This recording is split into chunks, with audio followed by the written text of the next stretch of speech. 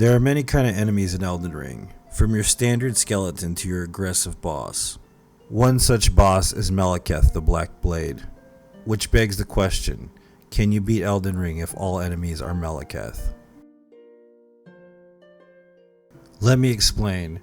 There's a mod that randomizes the enemies in Elden Ring, but the problem with most enemies in Elden Ring is that they're not very aggressive and tend not to follow you everywhere. And since Maliketh is probably one of the most aggressive bosses in the game, I decided to make every enemy, animal, and boss Maliketh. I named my character Maliketh after Maliketh, and was birthed into the world of Maliketh. To my dismay, naming myself after Maliketh didn't make the wild Malikeths any less hostile towards me. And believe me, they were aggressive since I secretly activated the hostile enemies mod as well. It truly was a sight to behold. Every living creature in the lands between was a Maliketh, from the smallest squirrel to the docile turtle, and every creature in between. I leased my Honda Accord and made my way north to the first boss, at Maliketh Castle. So now I'm going to explain something. Since Maliketh the Black Blade is considered a half boss, the mod compensates by adding resistances and extra health depending on the health of the actual boss he's replacing. So that means if a boss has high resistances, like the Crystallion, Maliketh will be actually harder to kill than the original version of the boss. That's why Maliketh the Fell Omen took exactly 15 minutes to beat, on one attempt. Talked the Virgin into letting me into his daddy's castle, and tried my luck through the front gate. I easily found out the onslaught army of Maliketh guarding the front gate were a bit too much for me, especially since I was basically a base level character with no upgraded weapons. The side gate wasn't any better, since it was littered with large Malikeths in tight spots. Imagine a small corridor with about 50 lions inside of it. It definitely wasn't going to work out. So I headed east to my next objective. Since I couldn't dispatch Maliketh the Grafted right away, I decided to try my hands at going to Caelid. Witnessed some ancient Maliketh tribe mating ritual where they all jumped off a cliff together, which I didn't disagree with because they were all cum stains anyways. Made it to the Caelid teleporter, and worked my way to Fort Feroth. My plan was I was going to make it to Star-Scourged Maliketh through the impassable Great Maliketh, but I had forgotten one specific thing. That in order to trigger the boss fight of Star-Scourged Maliketh, I would have to sit at a grace in Altus Plateau.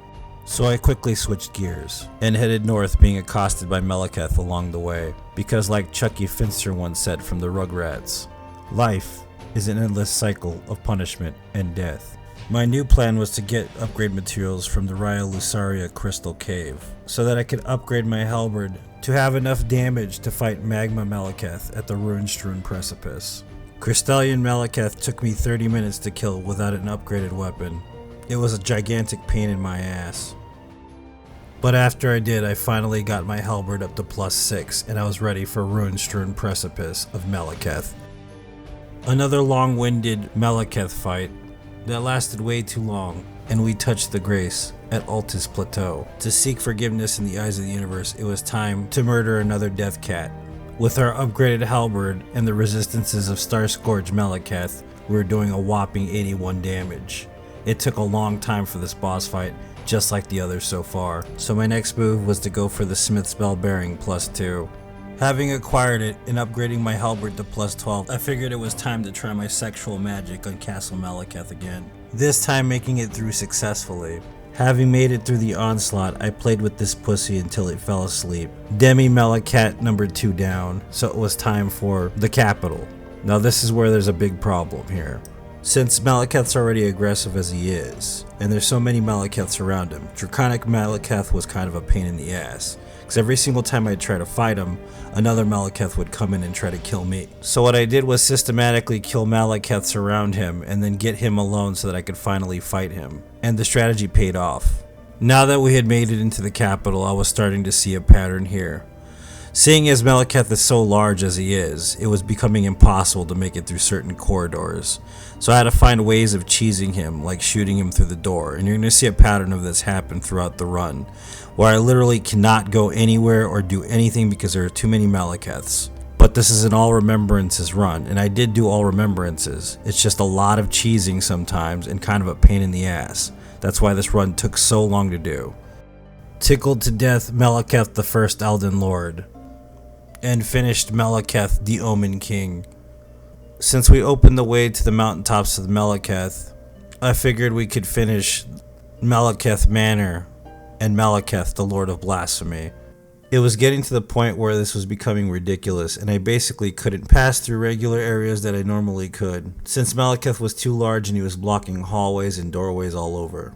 And this is a reoccurring theme, so I will not mention it every single time it happened in the game because it was far too frequent for me to do that. Having killed the god-devouring Maliketh, the second phase allowed another Maliketh to be spawned in, which was Maliketh the Lord of Blasphemy, which for some reason on certain boss fights when the second phase was activated, means that I would have to kill 2 upgraded Malikeths per boss fight. After acquiring the Blasphemous Blade and upgrading it to +6, I decided to do Vari's questline so I could gain entrance into Magwyn Palace. But Mama Maliketh's job is never done. And like any normal parent, she decided to embarrass me in front of Vari by showing up at the moment that I was about to get the key to Magwyn Palace. This is a consistent problem on this run because of the aggression of the enemies. Since I was locked out, I figured for my own pleasure and discomfort I would try my hand at getting through Raya Lucaria, which was a complete and total nightmare. It took me about 3 hours to get to Maliketh of Radagon and Maliketh Queen of the Moon. After acquiring the Celestial Dew, I made it into Magwyn Palace and found a diarrhea shitstorm. A mind-numbingly unattainable number of Maliketh all swarmed around, each with ill intent and bad thoughts towards me. I made it about 15% up the mountain, when I would get 2-shotted even with 40 vigor, and succumbed to the crippling notion that I would have to go through there later on, so I decided to go towards the mountaintops of the giants instead, and finish off Fire Maliketh for good. But as I did, something quite unexplained happened.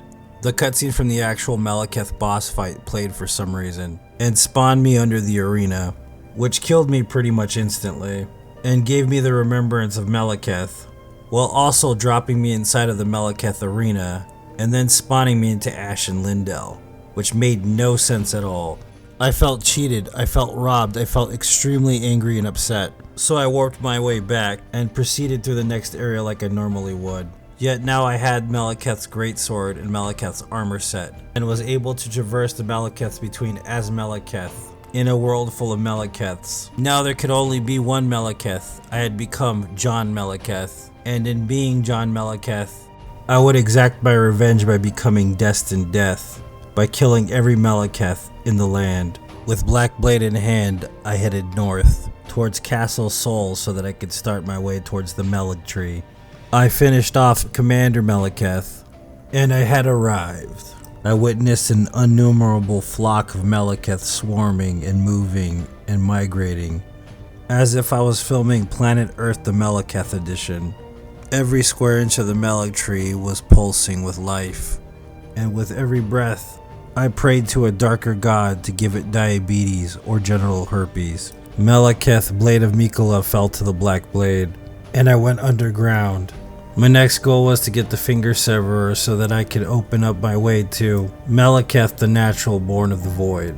I delivered the blade to Ranni, and took a scenic run through Michigan, visiting all the landmarks and Detroit along the way.